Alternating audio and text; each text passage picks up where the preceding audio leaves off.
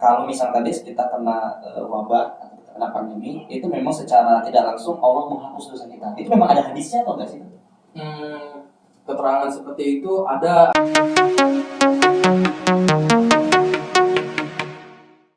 Nah nih bro, kan tadi sudah banyak lumayan ya mulai dari penjelasan dari 3 buku ini nih terkait dengan wabah, kemudian dan taun tadi kan dari ulama-ulama yang terkemuka, dan kebetulan kategorinya juga hafiz dan habaib tadi ya. Nah dari buku ini dengan perjalanan kita menghadapi pandemi ini relate gak sih, maksudnya cara menanganinya dan cara kita sebagai menjaga protokol kesehatannya? Menjaga protokol kesehatan atau prokes ya, itu istihad masa kini ya. Itu inovasi yang belum ada pada masa lalu ya. Apakah zaman dulu itu orang pakai masker? Kan enggak. Jadi mungkin orang pakai apa sih, udeng-udeng itu kemudian ditutup seperti ini, ya itu ada dulu. Tapi kan kalau bentuknya masker yang khusus itu kan belum ada. Tapi beberapa hal yang ada di prokes itu juga sudah diterapkan. Kayak misalkan menghindari kerumunan, artinya harus tinggal di rumah, itu sudah ada. Zaman dulu itu sudah dilakukan. Gitu.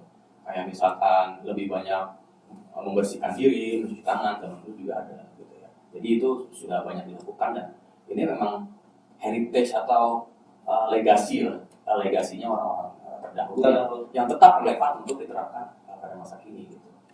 Jadi memang harus seperti itu ya, memang harus menerapkan prokes. Nah dari buku ini yang diterapkan dan belum diterapkan di zaman sekarang yang kita sekarang hadapi itu ada nggak? Yang paling utama saya lihat zikirnya ya. Jadi kita kurang keutamaan dari buku ini adalah mengarahkan kita untuk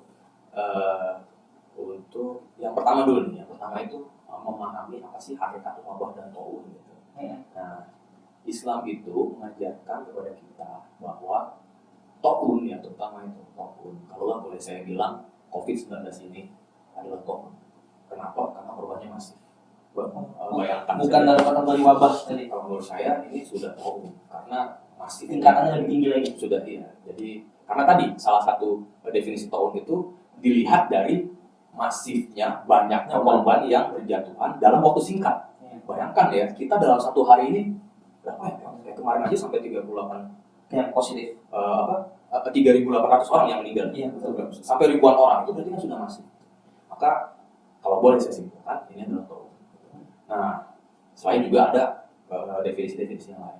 Nah, kalau sudah taun, maka kita harus memahami nih, Islam mengajarkan bahwa taun itu adalah rahmat untuk kita semua, untuk kita selaku umat Islam. Artinya taun itu kasih sayang Allah. Jadi memahami musibah pandemi ini justru sebagai rahmat, sebagai kasih sayang Allah. Artinya apa? Taun dengan kita, misalkan kita itu mengidap penyakit yang ada atau terserang wabah, itu penyakit itu atau wabah tersebut akan mengikis dosa kita. Tapi kalau kita dalam situasi wabah, kita sudah terserang wabah tapi masih juga berbuat dosa, ya kayaknya sih nggak juga. Ya tetap aja akan menjadi alur maksiat kalau seperti itu. Maksudnya apa sih? Ketika kita terserang wabah, kita benar mengingat Allah. Jadi gitu. Hikmahnya itu ya. Jadi ketika kita sakit nih, misalkan terkena COVID nih, kan terserang demam, kita biasanya kan kalau yang sekarang ini ya COVID varian Delta ya, itu kan ada mencretnya kan, BAB. Iya. Keseringan wasir ya kan seperti itu, segala macam itu kan, ya Allah saya mencret kan, kayak gitu kan akhirnya kita jadi ingat Allah gitu. Dari yang sebelumnya mungkin kita terlalu sering mikirin hal-hal duniawi ya, atau mungkin yang bagian akuntan atau yang bagian keuangan mikirnya duit dulu, itu masuk berapa segala macam, belum tercatat. Nah pada saat terserang COVID tadi, begitu sakit itu kan, ya Allah kan gitu kan, jadi ingat Allah. Tapi memang kayaknya lu nyindir gua tuh. Soalnya gua kalau ini emang kerasa ya, kalau misalnya kita berada dalam kondisi sulit, sakit, atau ya yang menghadapi masalah polemik itu, ya Allah, sedih banget ya. Mungkin ya itu terlihat banget sih. Ya, wabah ini memang membawa kita kepada situasi yang terhimpit kan. Ya. Ya bayangin dari yang biasa kita mobile misalkan ya, jalan kemana-mana tiba-tiba terserang wabah ini, terserang COVID dan kita harus isolasi mandiri lah katanya seperti itu. Ya kalau yang isolasi mandiri sih masih penting ya, masih bisa dalam lingkungan keluarga gitu kan. Makan juga masih bisa milih-milih gitu kan, misalkan mau makan apa ya? Oh ini mau ayam bakar gitu. Atau mau makan rendang gitu kan.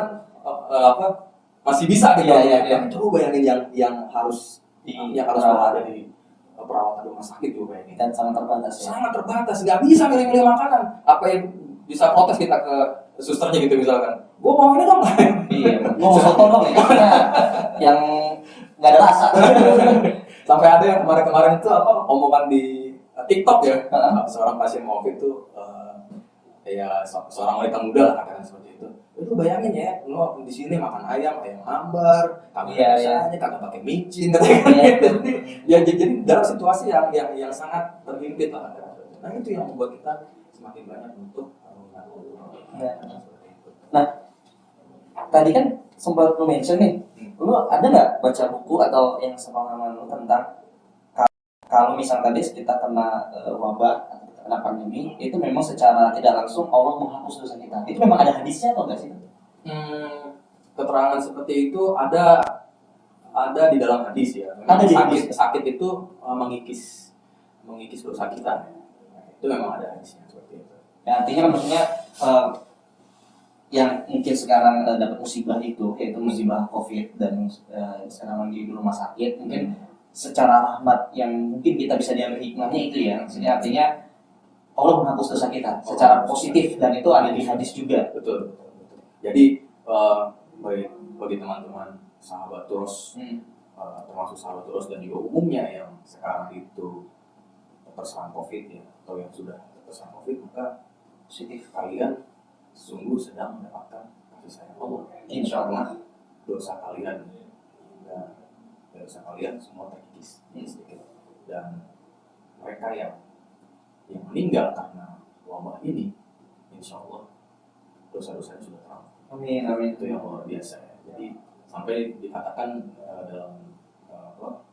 dalam buku ini ya, yang mengutip hadis itu, mereka yang meninggal karena Allah adalah orang yang syahid, orang-orang yang yang memang diampuni dosa-dosanya dan insya Allah masuk surga. Amin. Itu luar biasanya tolong ini. Ya memang situasinya tetap nggak enak. Ya mungkin buku ini istilahnya atau libur lara. Di saat kita ini mengalami lara pandemi COVID, kemudian kita baca buku ini itu adem rasanya. Karena meyakinkan bahwasanya kita juga sudah berusaha sesuai dengan zaman dulu juga mengusahakan pandemi ya. Termasuk ya mungkin pembatasan skala besar, udah kita di rumah aja gitu ya. Ya memang itu jalan yang paling utama untuk menekan sebaran pandemi COVID ini gitu. Tapi gua sempat lihat nih postingan dari teman-teman gitu kan. Apakah kalau menurut lo ya, apakah yang tidak terkena COVID, maksudnya kita kan tetap berjuang di rumah aja, apakah tidak terkena COVID adalah salah satu orang yang menjadi orang yang beruntung dipilih Allah untuk tidak kena, atau justru tidak justru sebaliknya gitu? Mereka beruntung atau tidak? Menurut saya sih bukan beruntung atau tidak, tapi apakah mereka ingat Allah atau tidak gitu. Cobalah, misalkan gue nih sehat, meskipun gue juga kena COVID gue sebenarnya. Iya, misalkan sarjana ya. Misalkan gue nih orang yang beruntung deh sampai sekarang belum kena COVID. Kemudian kalian atau setelah COVID gitu kan. Kalau gue masih angkuh juga, gue tidak mengambil pelajaran dari kalian semua, dia merugi. Itu loh COVID. Masa nggak ada sih terbetik dalam hati itu bersyukur dong lu sehat, yang lain sakit lu. Itu kan pasti ada tuh perasaan kayak gitu tuh. Ya Allah, alhamdulillah, aku masih bersyukur nih. Yang lain COVID, alhamdulillah masih sehat ya Allah. Terima kasih, aku bersyukur kepadamu karena kau masih memberikan kesehatan kepada aku, masih memberikan kesehatan. Kira-kira gitu. Jadi baik yang sakit atau yang tidak sakit itu dalam situasi pandemi yang mengglobal ini itu sama-sama mengajak orang untuk bersyukur. Dan memang dalam situasi terhimpit sekalipun, kalau boleh saya bilang, itu orang yang mungkin berkuat-kuat dia mengaku itu tidak percaya Tuhan, dia pasti akan terpeleset juga lidahnya. Oh enggak, ya Tuhan, dan lain sebagainya ketika menghadapi situasi pandemi COVID ini. Akhirnya punya perspektif baru ya. Ternyata Pasti akan ada, ya katakanlah kalau dalam apa ya, dalam buku yang lain ya katakan kayak Structure of Scientific Revolution ya. Memang berat bukunya ini, bukunya Thomas S. Kuhn gitu ya. Berat bukunya. udah baca juga ya. Sedikit doang. Jadi ini kan ada ilmu nih, ada ilmu umum ya, ada ilmu yang sudah kita pahami secara umum gitu bahwa intinya itu A, B, C. Lalu tiba-tiba ada situasi baru kan, situasi baru datang dan merubah kesimpulan ini. Nah itu memunculkan namanya situasi anomali kan, situasi anomali yang akhirnya menghasilkan kesimpulan baru. Sama nanti setelah misalkan pandemi hilang, kita akan menghadapi kehidupan baru. Terbiasa dalam kondisi sekarang ini. Jadi kita tidak mungkin akan 100% kembali seperti kehidupan sebelum COVID. Ya, pasti akan banyak situasi baru nanti yang kayak misalkan kerja gitu katakan ya. Kerja dari yang semula itu katakanlah lebih banyak atau bahkan semuanya itu harus masuk kantor. Setelah situasi COVID ini mungkin akan hybrid. Iya. Ada yang masuk kantor dan juga nanti ada yang online gitu kan, tatap muka segala macam. Meskipun nanti controllingnya ya tetap melalui aplikasi sistem. Iya. Jadi KPI-nya nanti Key Performance Index-nya itu based on sistem yang bisa dikerjakan secara daring ataupun luring kira-kira gitu. Nah, pekerjaan lo yang di Republika gimana sekarang? Itu sama gitu. Kalau jurnalis kan harus ke lapangan tuh. Betul. Gimana betul. Dengan kondisi sekarang? Kita di Republika nih dan ini bukan hanya di Republika ya, saya perhatiin juga dari teman-teman di kantor berita yang lain sama. Mereka lebih meminimalisasi, mengurangi liputan ke lapangan. Jadi sebisa mungkin mereka liputan ya dari by phone gitu ya. Artinya apa? Yaitu supaya meminimalisasi paparan COVID gitu. Meskipun tidak semua ya, artinya tetap harus ada di lapangan itu dalam beberapa hal dan konteks dan desk mungkin ya di bagian-bagian. Betul. Memang ini nantinya menuntut performa kerja yang lebih tinggi.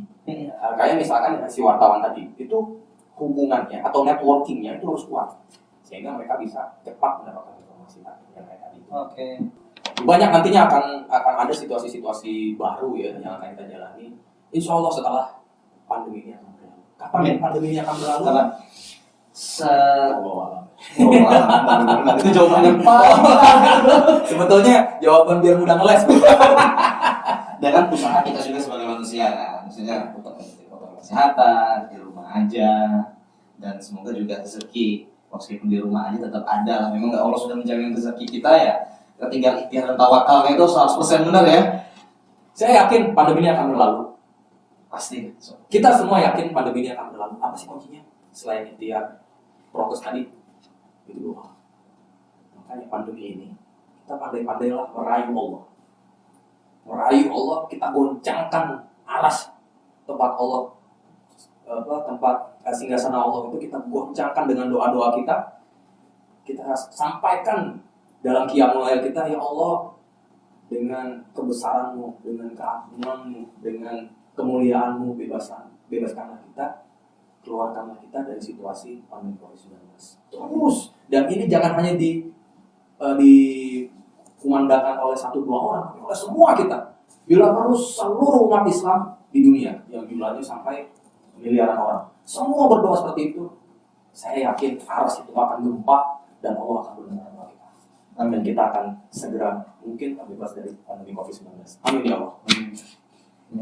Jadi kalau ngeliatin obrolan ini luar biasa nih, manfaatnya, informatif, dan buku-bukunya nih kalau buat sahabat Turos ya yang mau lihat ini buku namanya buku Fikih Pandemi dalam Islam, penulisnya Zakaria Al-Ansori, ditulis berapa tahun yang lalu? Abad ke-15. Abad ke-15.